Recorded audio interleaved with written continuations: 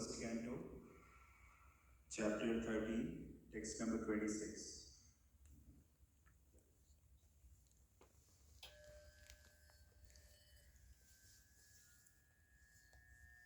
Kata swartham imam deham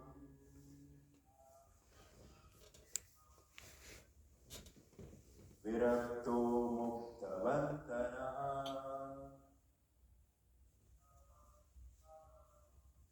avijñata gatirtya chayat savedhira udahritaha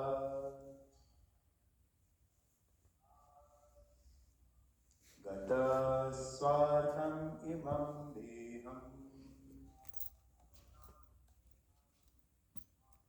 virakto muktavantana avijñata gatirchayat savedhira udahritaha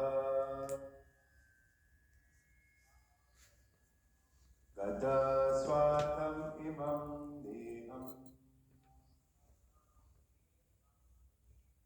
virakto muktavandanaha avijñata gatirchayat savedhira udahritaha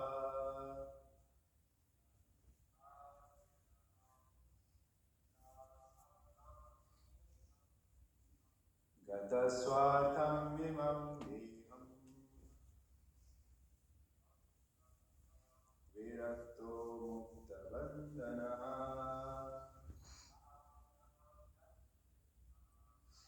avijñata gatirchayat savedhira udahritaha. Anybody on Zoom?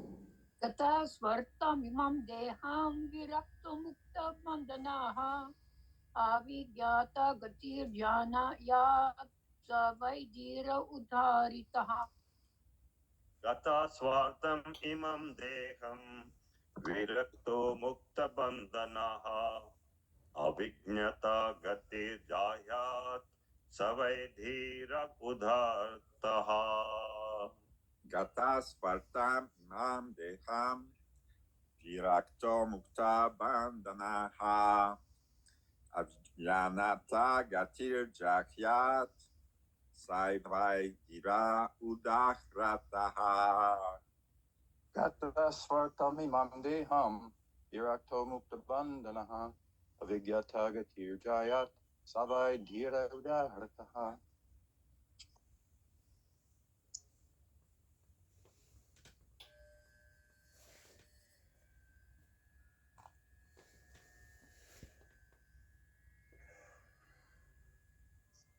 Gata swa artham, without being properly utilized. Imam, this. Deham, material body. Viraktaha, indifferently. Mukta, being free. Bandhanaha, from all obligations. Avijñata gatihi, unknown destination. Chayat, one should give up this body. Saha, such a person. Vai, certainly. Hiraha, undisturbed. Udahritaha, is said to be so. Translation and purport by His Divine Grace, A.C. Bhaktivedanta Swami Prabhupada, Srila Prabhupada ki jai. He is called undisturbed who goes to an unknown remote place and freed from all obligations, quits his material body when it has become useless. Please repeat. He is called undisturbed who goes to an unknown, remote place and free from all obligations, quits his material body when it has become useless. Perfect. Narottam Das Thakur, a great devotee and acharya of Gaudiya Vaishnava sect, has sung, "My Lord, I have simply wasted my life. Having obtained the human body, I have neglected to worship your Lordship. And therefore, I have willingly drunk poison." In other words, the human body is especially meant for cultivating knowledge of devotional service to the Lord, without which life becomes full of anxieties and miserable conditions.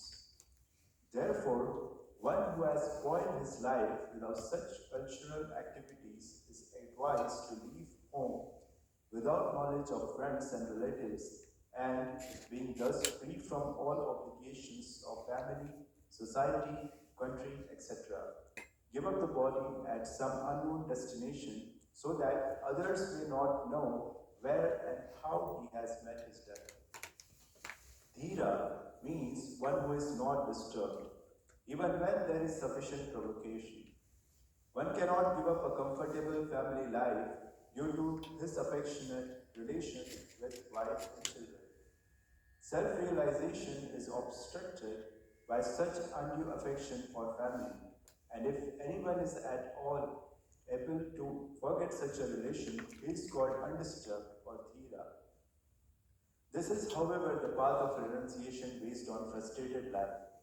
But stabilization of such renunciation is possible only by association with bona fide saints and self-realized souls, by which one can be engaged in the loving devotional service of the Lord. Sincere surrender unto the lotus feet of the Lord is possible by awakening the transcendental sense of service. This is made possible by association with pure devotees of the Lord. Dhritarashtra was lucky enough to have a brother whose very association was a source of liberation for this frustrated life. Om Ajnanandasya Jnananjanashalakaya Chakshurunmilitam Yena Tasmai Shri Rave Namaha. Shri Chaitanya Manobhishtam Sthapitam Yena Bhutale Swayam Rupa Kadamahyam Dadati Swapadantikam Vandeham Shri Guru Shri Yutaha Padakamalam Shri Guru Vaishnavanscha Shri Rupam Sagrachata Sahagana Raghunathanvitam Tam Sajivam Sadvaitam Savadutam Parijana Sahitam Krishna Chaitanya Devam Shri Radha Krishna Padan Sahagana Lalita Shri Vishakhamitanscha He Krishna Karuna Sindho Deenabandho Jagatpate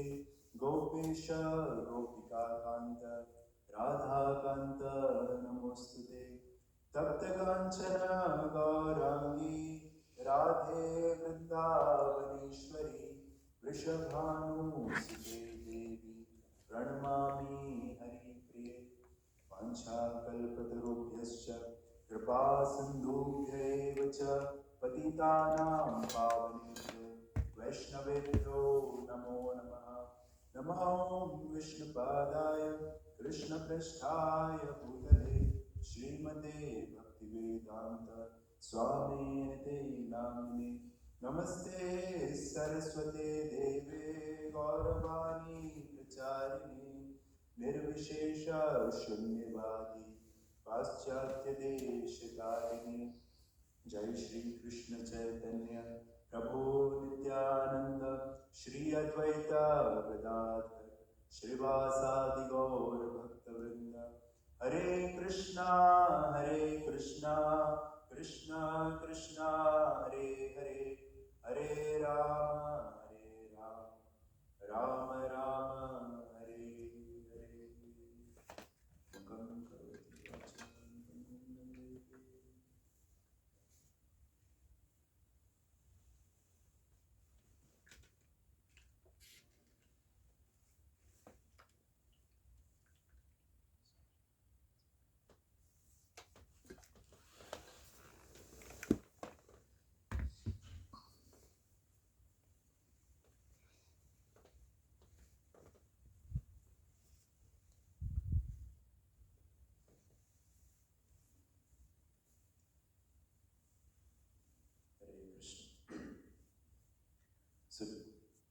we are reading from Srimad Bhagwatam, first canto, 13th chapter, text number 26.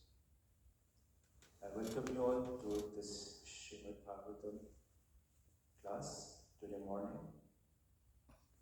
And I seek blessings of all the devotees here in the temple hall and online, so that I can speak some and my understanding on this particular verse of Srimad Bhagwatam. So currently we are on text number 26. So basically this chapter, 13th chapter of Srimad Bhagwatam, first canto, it starts after describing Parikshit Maharaj's birth, and then Sutta Goswami started describing events leading to Parikshit Maharaj's coronation as a king. So in the previous chapter he describes about his birth, qualities and different aspects, and then Krishna departs. And then this chapter starts with first verse to 7th verse. It's about Vidura, who returns from the pilgrimage. And then from 8th to 13th verse, it's a conversation between Yudhishthira Maharaj and Vidura. And from text 14 to 17, Vidura's purpose of staying, why he came back. And then 18 to 28, currently this is the section that we are reading, is Vidura is chastising Dhritarashtra. And from 29 to 37 again, then Dhritarashtra and Gandhari and Vidura, they leave. And 38 to 60, Narad Muni again, he comes and he consoles, or like he gives instruction to Yudhishthira Maharaj because he was lamenting. So this is like the thematic overview of this particular chapter. And currently we are at text number 26, which is in the section where Vidura is heavily chastising Dhritarashtra. And here, of course, there are various terms which are used in the previous verse. Vidura is calling Dhritarashtra as Kripana, as a miserly person. And in this verse, is pleading him to become at least Dhira. And in the next verse, it will be about, he's describing about Narottama, how to be a Narottama, or who is Narottama. But in this particular verse, he's describing about who is Dhira, and as a person who is Dhira, what he should be doing. We find this particular word, Dhira, in many places. Even in, like, if we see Bhagavad Gita 2.13, Dehosmin yatha dehe kaumaram yaumanam jara tata deha dehantara praptir dhiras tatra namulyati. Right? So somebody who is dhira, somebody who is wise, or somebody who is a sober person, he understands this changing of bodies. And similarly, in Nectar of Instruction, first verse we see Vacho vekam manasa krodha vekam jiva vekam udropastha vekam etam vekam yo vishayeta dita sarvam abhim prithvim sa shishyat. So even in that, the very first verse of Nectar of Instruction, we find this word Dhira. And Rupa Goswami, Srila Rupa Goswami, while giving instruction to Sri Jiva Goswami especially, he describes who is a Dhira, who is the person who is to be called as Dhira. And even in Shad Goswami Ashtakam, we see the first verse, Krishna Kirtana Gana Nartana Garo Premamritambo Nidhi Dhira Dhira Jana Priya Priya Karo Nirmatsara Pujita Vande Rupa Sanatana Rajgo Shri Jiva Gopalako. So even in the first words of Sri Shad Goswami Ashtakam, written by Sri Srinivasa Acharya, the first verse is describing about the qualities of Goswami. They are doing Krishna Utkirtana, like they are doing Kirtan, but it's like Utkirtana. They are loudly chanting the holy names of the Lord. Krishna Kirtana, Gana, Nartana Karo. They are dancing and chanting loudly. This Shad Goswami, they are always absorbed. And this chanting and dancing, they are not just doing it with a dry heart, or like they are not just doing, but Prabhupada described as in the Bhagavad Prabhupada writes, they are not just doing the dry chanting, because if you are chanting without any taste or without any nourishment, you can just chant for some like half an hour, 1 hour, or some few hours. But throughout the day, or like they are chanting constantly, they are absorbed constantly. So that's why the second verse, Prebam Ritam Guniti. So they are absorbed, they are actually drowning in the ocean of prema, and they are absorbed in the prema, and that's how they are chanting this Krishna Kirtana. And then the third line comes that Dhira Adhira Chana Priya Karo. So they are equally liked by the Dhira and Adhiras. So somebody who is sober and somebody who is ruffians.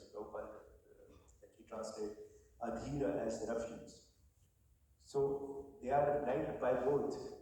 Somebody who is advanced in spiritual life or somebody who is more sober, who has evolved understanding of spiritual life. And also people in general, the general crowd, the local Brajavasis or the people living around there, they were also liked by the Goswamis. And then like in the subsequent lines, it glorifies all the names. Sarupa Goswami, Sanatana Goswami, Jiva Goswami, Gopal Bhatta Goswami, Raghunath Das Goswami, Raghunath Bhatta Goswami. So I offer obeisances to all these Goswamis. So Rupa Goswami is not just instruction like how to be Dhira, he is also a person who is practically following the principles of being a Dhira person. And similarly, in various verses and in various contexts, the meaning of Dhira also varies. Like Dhira, the first meaning can be one who is very deep, or somebody who understands the deeper meanings, the deeper understanding of Shastras or the Vedic literatures, or the spiritual life. So one meaning of Dhira can be somebody who is very deep person, somebody Dhira. And the another meaning of Dhira can be somebody who is very patient, somebody who is like, we call it like Dhiraja. We keep, or somebody who has a lot of patience, that person is called Dhiraja, somebody like Dhiraj, or like you keep some patience. So Dhira can also be translated as somebody who is patient. Somebody who is bold, he is also known as Dhira. He can be also called as somebody who is bold. And one who is also firm, very firm person, he is also called Dhira. But here, like we see, and also the different meaning of Dhira, the one meaning of Dhira is also the wise person who has knowledge of self. So somebody who understands at least who am I, what is my relationship with the God, and who is God. Basically this Sambandha, Abhideya, and Pravachan. So these are the three basic understanding at least that person should have. Even if not the three, at least he should understand that he is not this body, he is a soul. So when that understanding is there, all the other meaning, which I described previously, the one who is deep, it also means that somebody who understands himself or herself as a soul, he understands that he is not this body. So that person has a deeper understanding, and that's why that person can also be called as Dhira. And when that person understands this concept that he is not this body, he is a soul. So that any provocation, any situation that comes in that person's life, when he is firmly situated, so the other meaning of Dhira is like one who is firm. If that person is firmly situated in this understanding, in this deeper understanding that I am not this body, I am soul, that person will also be in provocation or like in adverse situation, that person will also be invariably patient. So that's also, it justifies the meaning of Dhira as somebody who is patient.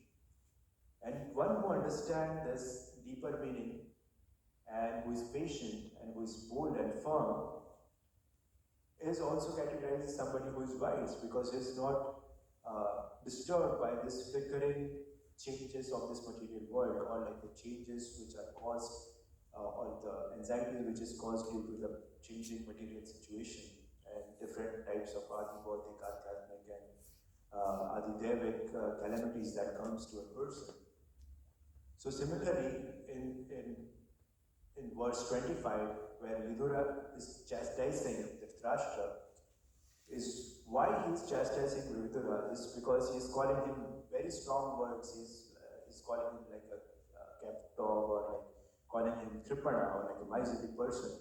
Because ultimately he wants to bring Dhritarashtra to the platform that at least you come to the platform of Dhira and understand that you are not this body and try to execute your duties according to that understanding.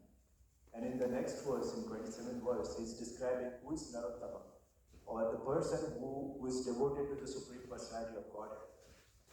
But at least he's expecting Dhritarashtra to practice this principle of being Dhira and execute his duties related to the soul. And that's why he's, in a way, motivating Dhritarashtra, and ultimately Gandhari also follows Dhritarashtra, to leave that particular place and leave his body in at least in a self-realized state, or somebody who understands that he's not this body, or who is at the level of soul. So that understanding, like Maya Devi, at least for devotees, or like even a person, or in general, any person who is trying to practice spirituality, Maya Devi keeps, she keeps tricking that person. She's tricking a living entity in various ways. And when she's tricking, she's very meticulous. Like she's very expert in tricking this living entities. And she's not tricking the living entities by keeping them hopeless. She's tricking this, she's fooling them, but she's also keeping them hopeful.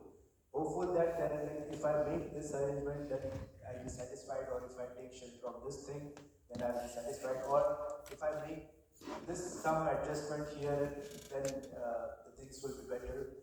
So she's keeping living entities entangled, but she's keeping living entities hopeful as well. Like she's not keeping them hopeless. Like she's giving that hope. Okay, a little bit of this much, and then you'll be happy. Hopefulness or like the optimism is also required for spiritual life. But we should be hopeful in Krishna conscious way. We should be hopeful of Krishna's mercy. We should be hopeful of Krishna's plan. We should be hopeful of the various practices that we do under the umbrella of devotional service. So even a devotee is hopeful, and even a general people or like somebody who is materialistic, he is also hopeful. But his hope is towards making some material adjustment or taking the shelter of sense gratification. But in the case of devotee, he is hopeful of Krishna's plan, he is hopeful of Krishna's mercy, or he is hopeful of Vaishnava's mercy and their association. And here, Prabhupada, he starts this purport with Narottam Das Thakur's Gaudiya Vaishnava, the famous song. And Prabhupada would always quote this Hari Hari Vipale Janmapaya Radha Krishna Bhajiya Janiya Bhujiya Vishyapayo. Sorry. Like in that way, Prabhupada always quotes like various sections of this song. I think Rajendra Nandana Jai Sajishita Bode Jai Balram Hoda that. Again, these are the subsequent paragraphs that comes in this particular bhajan. And Prabhupada would always quote this bhajan in various sections, in various contexts. And even in general, Prabhupada quotes a lot of Narottam Das Thakur's, Bhaktivinoda Thakur's bhajans in general, because they give this context, this understanding of Gaudiya Vaishnava philosophy in a very simple language. At the same time, you need to understand that it has a deeper, deeper levels of deeper understanding of the Shastras. So, Prabhupada, by quoting, we need to understand when Prabhupada is describing and giving purport that He's not condemning the family life or like showing affection to the family members. He specifically here mentions he is in this particular section. Yeah, self-realization is obstructed by such undue affection. He's not calling like we should not show any affection to the family members or we should not have any affection to the family, but he's saying that there should not be undue affection. And when there is like undue affection, that obstructs the self-realization or subsequent paths. There should be affection within the family members. Without that, like of course, it's not possible. And if you have taken against the ashram, it is your duty also to show affection to your family members. You need to show that care. Otherwise, that's not a proper state which you are situated in. So it's not like Prabhupada or like in general Srimad Bhagwatam is condemning the affection towards the family member. Because even just few verses before, if we see, like there is an affection which is shown by Yudhishthira Maharaj to Vidura, like he's receiving him, he's feeding him, he's asking him to rest, and then offering seeds and different aspects of showing affection.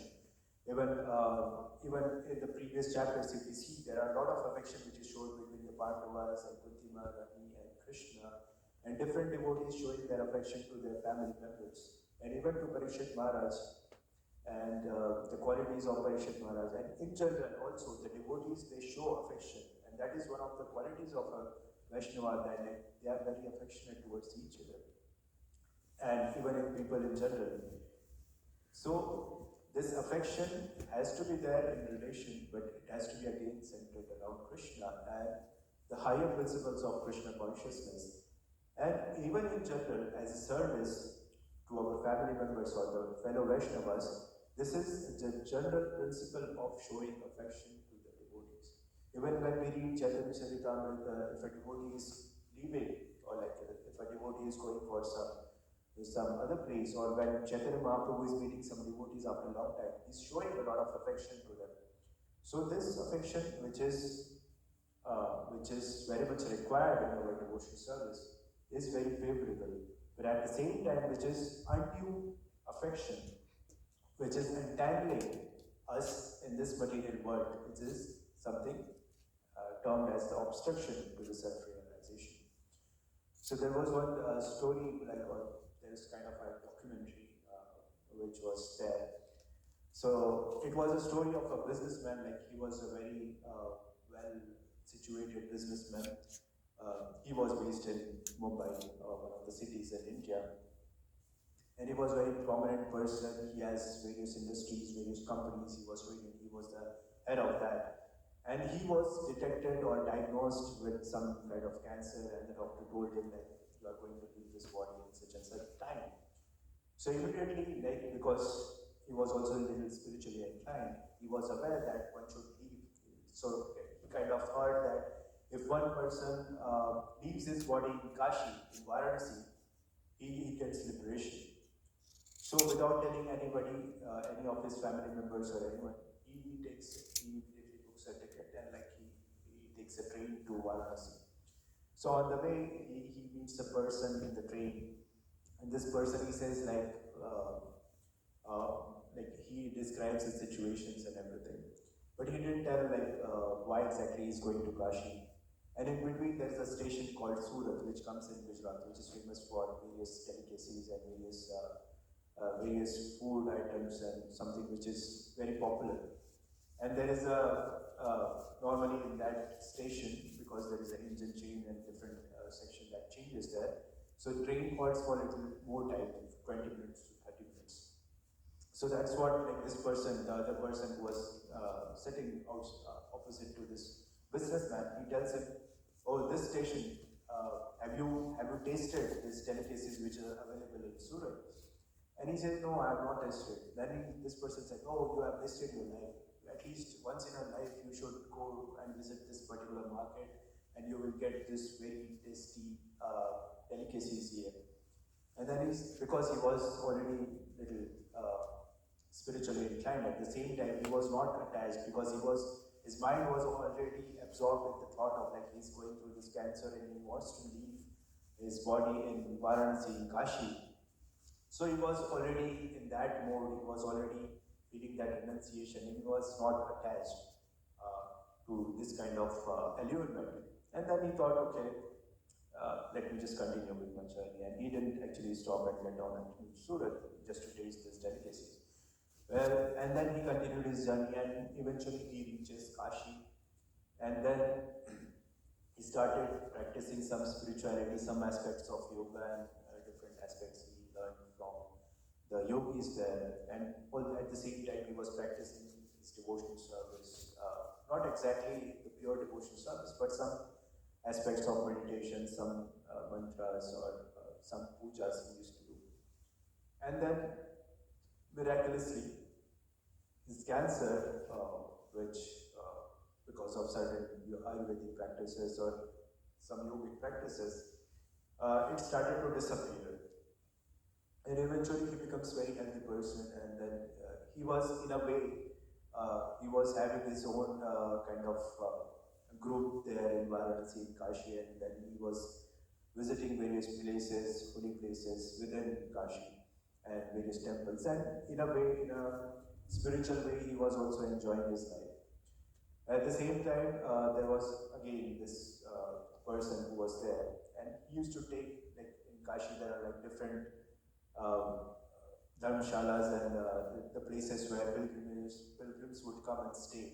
And just next to those dharmashalas, there would be places where those pilgrims can go and eat and have some sweets or like some various food items there. So he happened to go to one shop, and normally these shopkeepers, they give you, like if it's like some dry snacks or something, they give you in a paper kind of envelope, like basically they would just keep those snacks in a newspaper and then they would just give you. So while he was eating, he happened to see a news article on that particular paper, and then he sees that some industry, or like some company is about to get sold, or like somebody who is selling this particular company. And it so happened that that particular company is the same company which he was the owner. Like he's the person who started that particular company, and now he's like the managers or like his son or like different descendants from that particular company or like the next generation. They couldn't manage that particular business, and because they were now bankrupt, they are selling this particular company.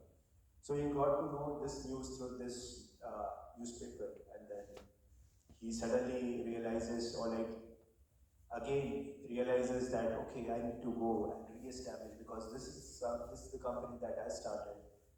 And even though he came to Kashi with the purpose to leave all the attachments, now again, because he saw this particular company which I started, I want to re-establish it. This is something he was attached to.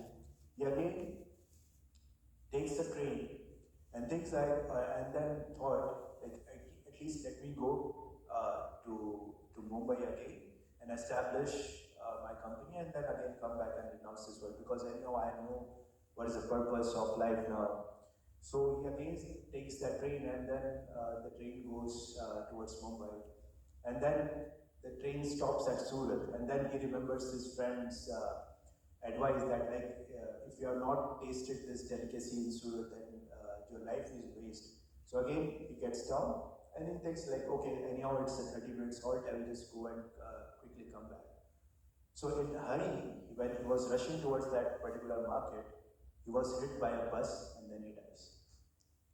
So this documentary in general, like the conclusion was that Mayadev is tricking. Like initially, that person, when he got to know that he's going to die with the cancer, he was trying to renounce everything overnight and was going towards Kashi and wanted to leave his body in Kashi with that plan.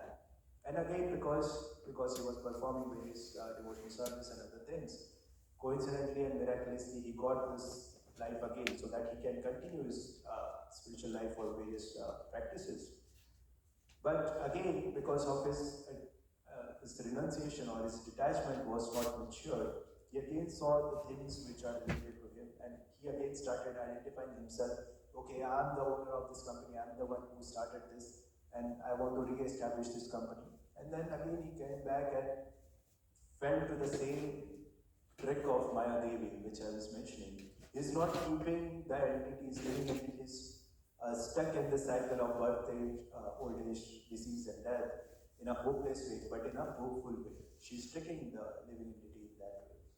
And this person, again, he had his plan that he will leave his body in Kashi, but because his old proclivities came back, and ultimately he died in Surat with the thought of like, I am going to enjoy this particular delicacy.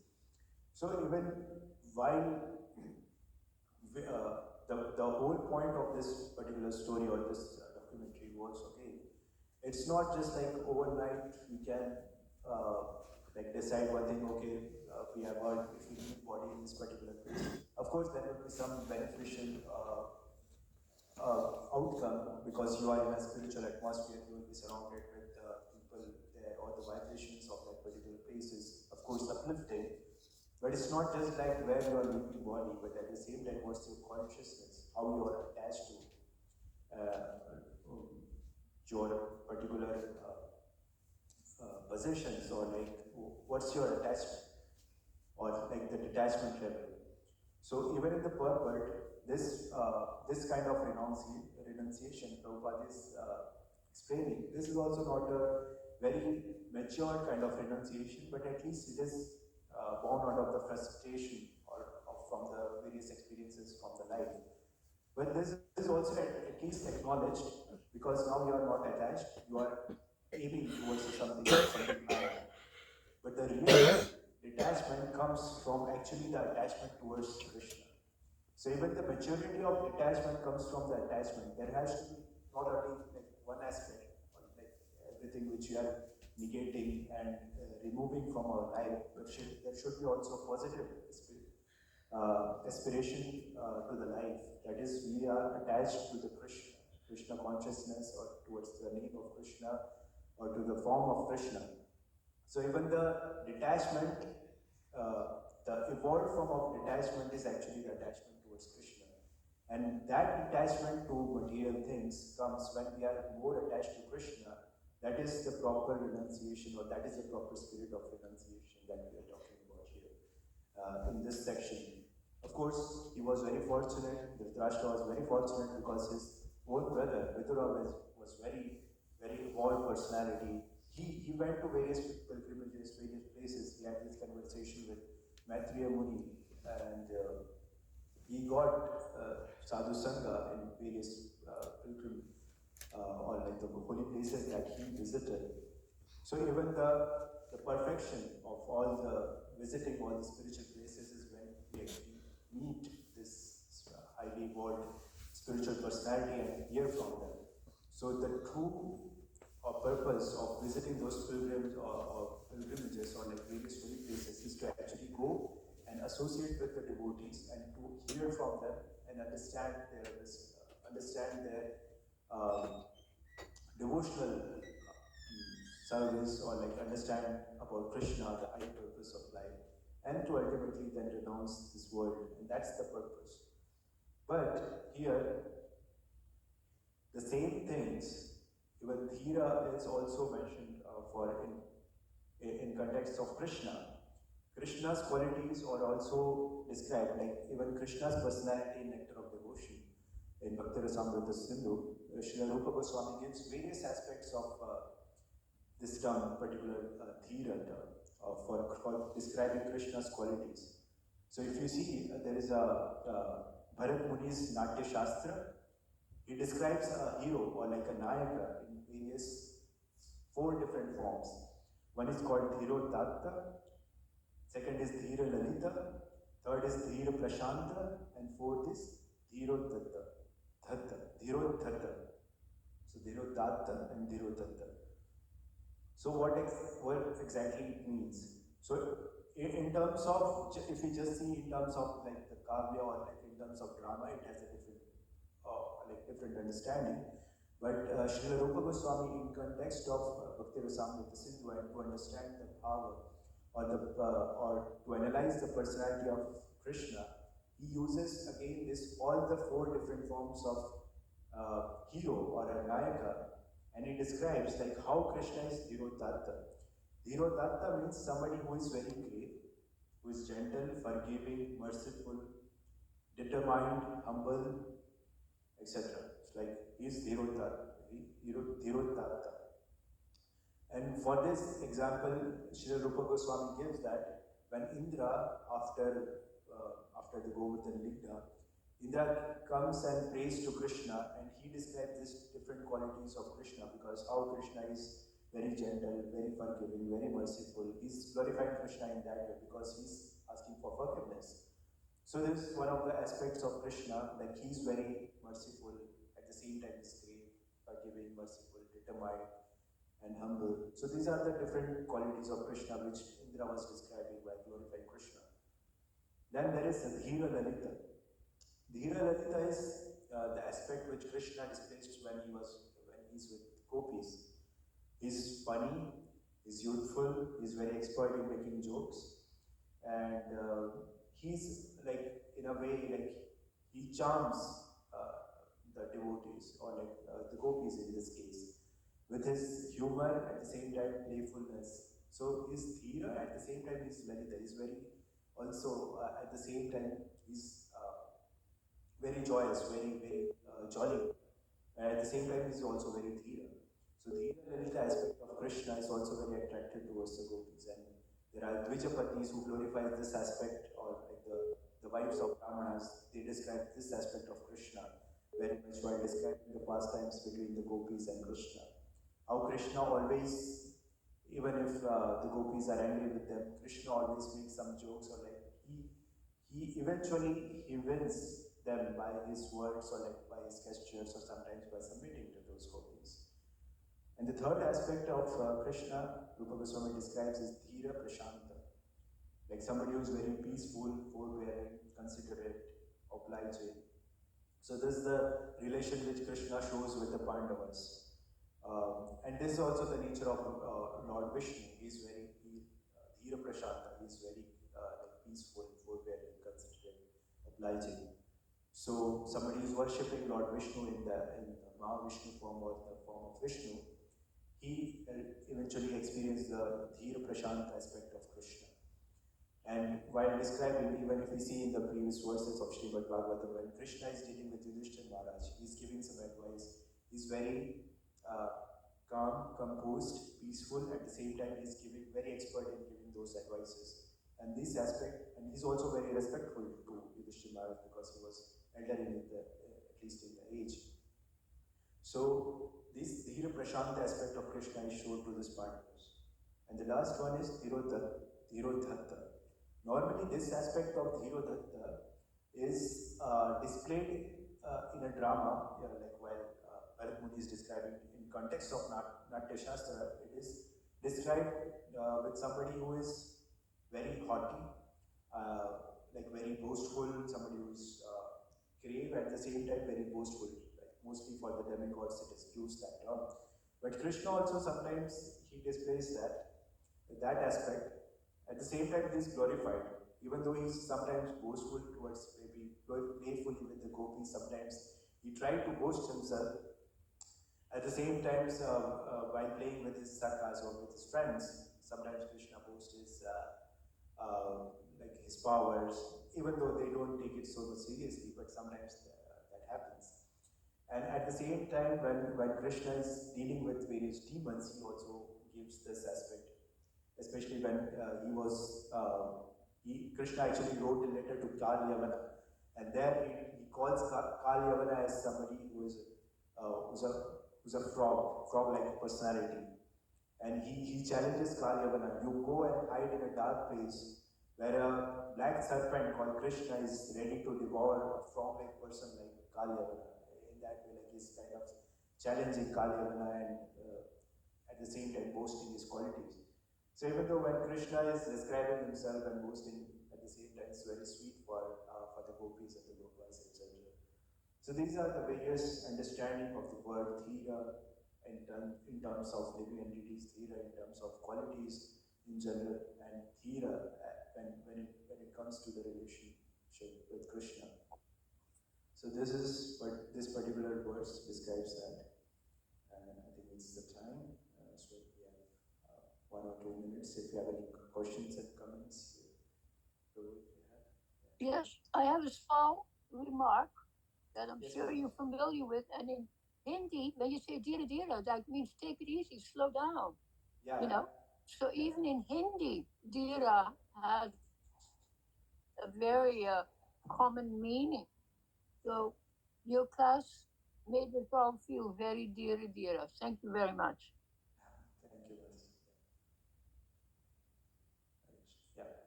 Someone who is Dira is very dear to everyone. Yeah. That's nice. Hare Krishna.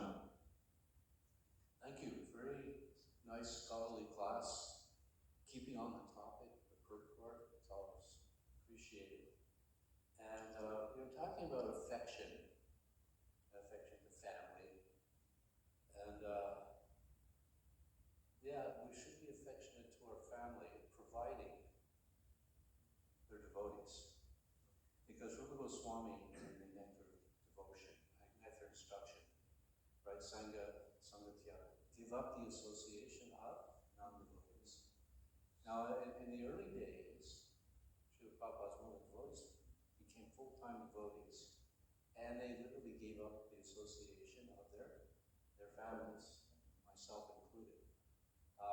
In hindsight, that's one of the regrets I personally had, because I had a very, loving, wonderful family. They weren't devotees. Tried to give them Krishna consciousness, not interested, but still, very moral, loving, brought up with a really nice upbringing in that sense. So there was a bit of a regret. But you summarized it by saying you shift your affection from family to Krishna. And when you shift your affection to Krishna, then you see all living entities. Then you become affectionate to all living entities, and you incorporate, the verse from Sat Goswami asked, dear Rajana, Priyo, the Goswamis were affectionate to everybody. And so another thing is, Srila Prabhupada, one-time devotees, give up the association of women, like for men, brahmacharis. And one time one of the brahmacharis was complaining, they're trying to chant japa in the temple room, and the women were also chanting japa in the temple room.